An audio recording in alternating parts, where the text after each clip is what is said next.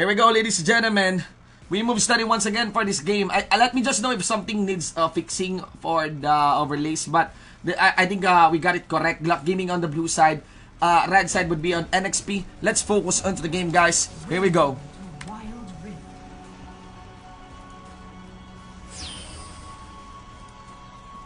So, members here of NXP just spreading actually on the map.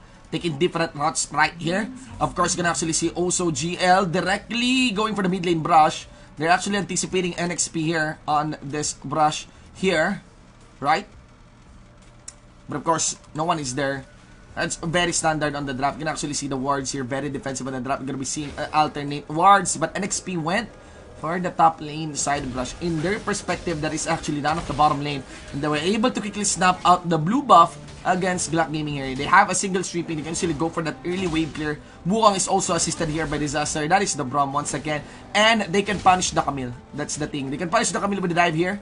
You can actually see Uze. He really wants to get that double up down against Rattle. And the Wukong is still there. Maybe until the second wave, they can have Disaster continue to go for the Camille here. He needs to fall back. Rattle did so Joshi here. But the problem here is that Joshi now sits at level 2. Rattle is only at level 1. And yeah, they started trading. GL Tong needs to fall back so he can assist Rattle here as Joshi joins the party. He knows he cannot fight this, right? He cannot fight Joshi. There will be an easy response for Disaster and Uze. He can only fight this if Tong should be arriving. And there is that. Tong will be arriving now. So early rotations, guys. That's it. That's the level. That's the first minute rotation. Okay? But still, you need to watch out for another fight here. Because we're entering the 2-minute mark. 2-minute mark is emphasized again by maybe Scuttler control because the Scuttler actually pops up 125. There you go, Scuttler here, Scuttler here. There will be a trade of Scuttler. And after the Scuttler control, there are tendencies of actually going for the dives in respective jungles.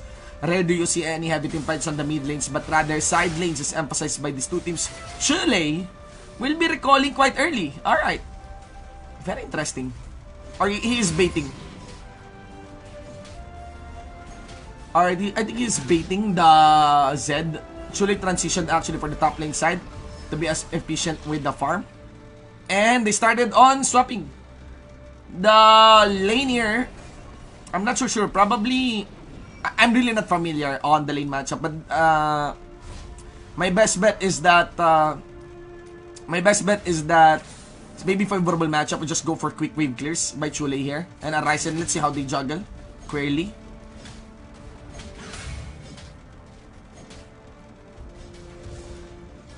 Alright, we are now about to enter the 2:30 mark, 3-minute mark. 3-minute mark, guys, is highlighted by level 5s, okay?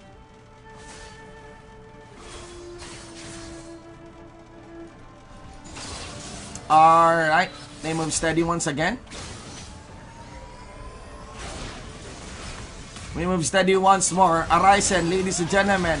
Okay, there's gonna be the dive star search once again. The two members here of Team Gluck Gaming. Gluck Gaming gets deleted. First blood handed out over towards members of NXP. And no exchange was done against NXP. They go fast forward. That's the Grand Duelist connected towards the Z. Ladies and gentlemen, it will be that section expansion that gets the finisher against the mid laner here of Gluck Gamer. NXP closes this 3-1 overall with a push onto the top lane side. The 3-minute mark, ladies and gents. That's gonna be the burn of ultimates. There's really just a lot of contention on the 3-minute mark. Now, we will ready ourselves for the Drake dance. Alright? Because they have the third here. They will go for the reset. But of course, there's a little advantage for the side of Gluck Gaming to be in the first position of laying down the wards. Or maybe, yeah, a positional advantage against NXP for this Ocean Drake.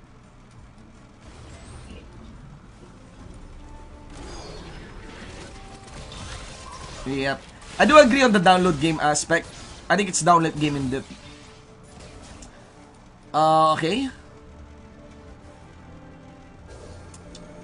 And on the bottom lane, we have Chicken hovering around the Ocean Drake, ladies and gentlemen.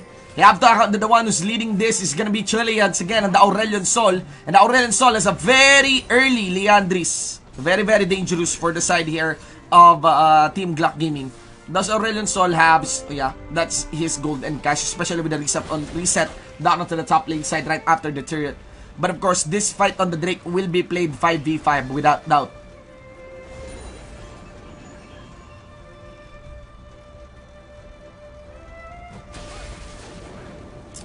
Okay, they're moving towards the Ocean Drake.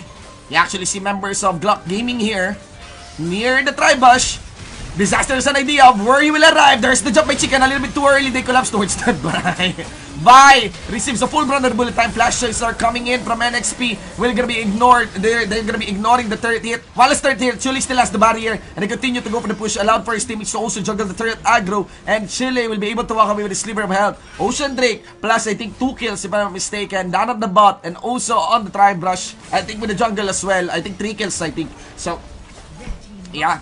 That's it. They're gonna be taking another trade for that. And of course, members of Gluck Gaming, good thing that they have completed the push onto the turret, onto the top lane side. So, NXP leads turrets 2-1. Ocean Drake plus the kill lead of 5 and a total gold lead of 5,000. 5:20, ladies and gentlemen, 35 seconds before we head onto the Herald.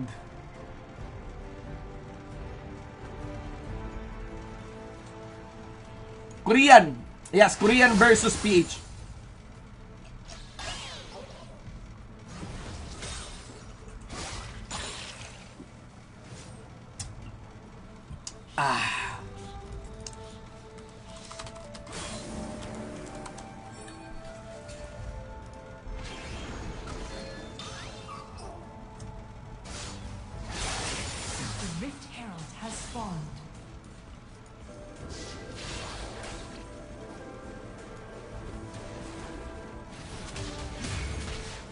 Okay. They're gonna be at the Infernal Drake, ladies and gentlemen. Chicken into the front line. Gluck Gaming still wants this fight, but the bullet time, always getting ignored. That's the second time that the Vi is diving on the bullet time, and that's it. Members of NXP will clean up. They have a lot of chase there in Tong. What? That's it. Of course, this Camille will suffer more than Joshi, and I think Joshi will just chase him down, shoo him away. And the problem here is with the chase of Joshi, this death timers will be true and full until the inner mid lane turret. That's Rattle playing around with Joshi. Rattle tries to call it back. He went for the Hextech Ultimate under Chule. Chule I think has his stasis on. No, he won't yet. He still has this mobility boots of sweetness available for this Aurelion Sol. But once this recall is completed, stasis should be available for Chule. Just a lot of outplay capacity on this Aurelion Sol. And he did ignore the stasis. He will go for more utilities in the form of slow, provided for by that Rylai's Crystal Scepter. Now, the Rylai's Crystal Scepter is actually, in the old times, a standard item for Aurelion Sol, especially for battle mages. I really wish that Vladimir would be available for Wildrift. I think Vladimir is gonna be great in Wildrift.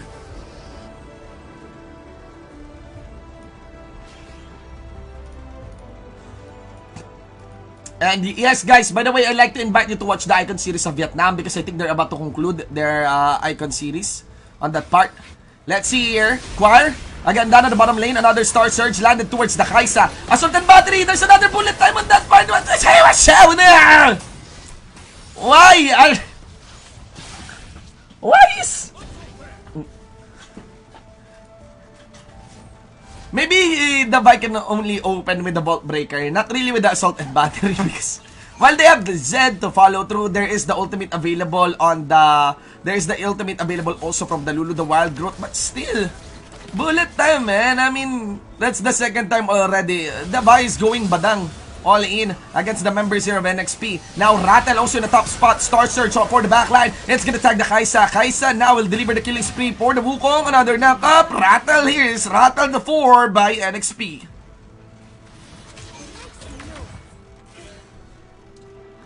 Ay! Alright, we have Joshi and Uzi here. They're gonna be taking the Infernal Drake. That should be free. Star Surge will be arriving also from Chule. If there is a contention that will happen here, Star Surge will just be on the angle because that's how you really roll with an Aurelion Sol. And yeah, it should be an easy Drake.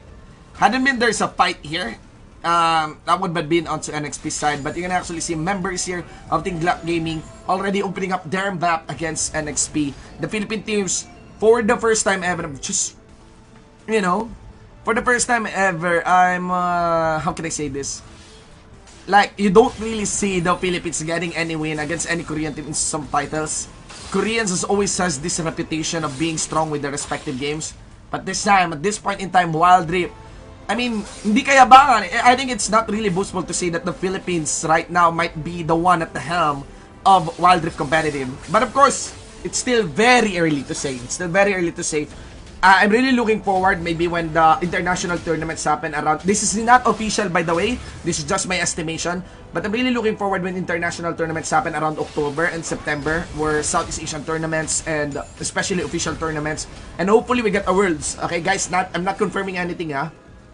But hopefully international tournaments will happen. Official international tournaments will happen. And we see how is Philippines on the first year of Wildrift, right? And look at that, Chule here, trying to predict the rotation of Rattle. Rattle is already cut. And that's the thing about Aurelion. So all you need to do is you really just know how to cut your opponent's tracks. Rattle here just playing around, but of course NXP wouldn't really overchase. They just want to make sure that Rattle is within their backs. They will spawn him out while keeping tabs on the position of Gluck Gaming. Hextech Ultimatum there by Rattle. He will walk out of the Hextech Ultimatum because members here of Gluck Gaming will still try to back up. And that's gonna be Chule playing around with the Assaulted Battery. And finally there's a stasis available for Chule here. Flash away onto the buy, and of course hold that top down on the mid lane side. It will be a Cyclone delivered towards that Zed. Zed wouldn't do a thing, and also the buy will also be gonna be destroyed by NXP. And that's an overall 4 members in heavens for the side of Gluck Gaming. NXP will easily take this Baron.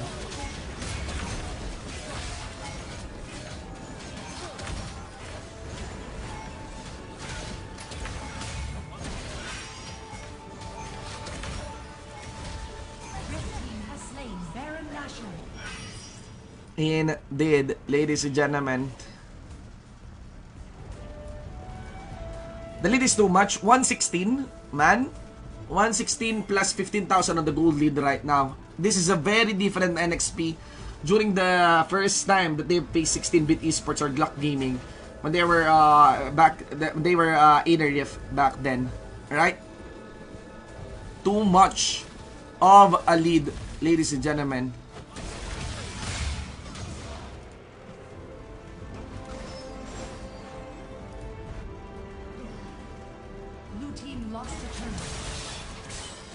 Okay.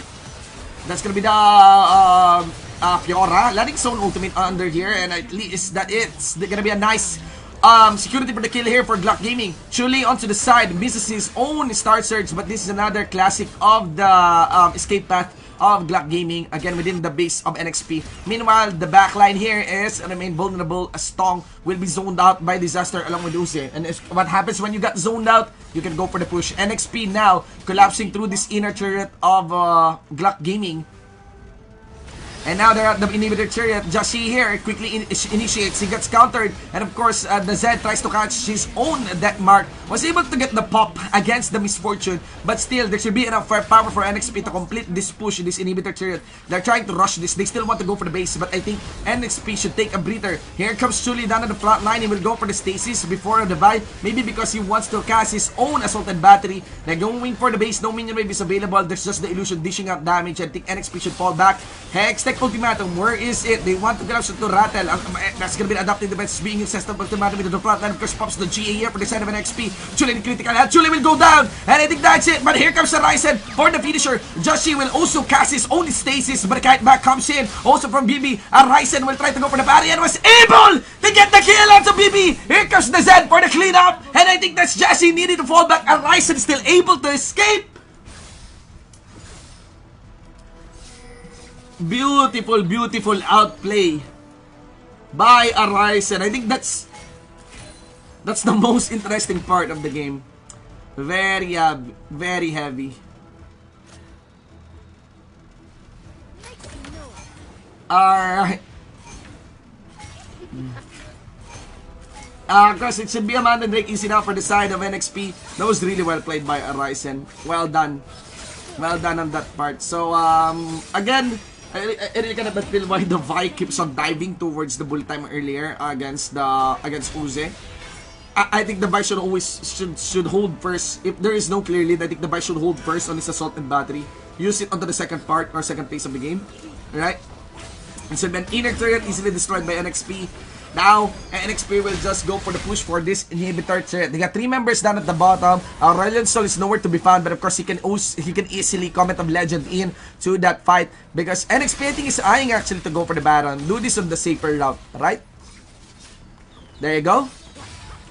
He went, he flashed in, Cyclone again. Knockup is delivered against the members of Gluck Gaming, and even with the Wild Growth not giving up for the Kaisa. Ryzen dives, no, it will be of Joshi, able to actually connect his second towards that Lulu. It will be the last hit by Uzi, and of course they have enough privilege to actually tuck the third hits. That marked down at the bottom. Zed tries to play back, and of course this Zed confuses our camera, but Choir, who will be gone, and you can actually see how NXP cleans it up against Gluck Gaming. Bullet time for the minion waves, and of course knocking on the inhibitor, they will also knock out this Nexus turret. Ladies and gentlemen, closing the series 2-1. I mean pushing the series 2-1, not closing. NXP takes game number 3. Also want to mention, this is a best of 5 series, and now NXP takes match point. Like I said, pinaisa lang, ladies and gents, but this is a total outclass now by NXP. I cannot really break it down in form.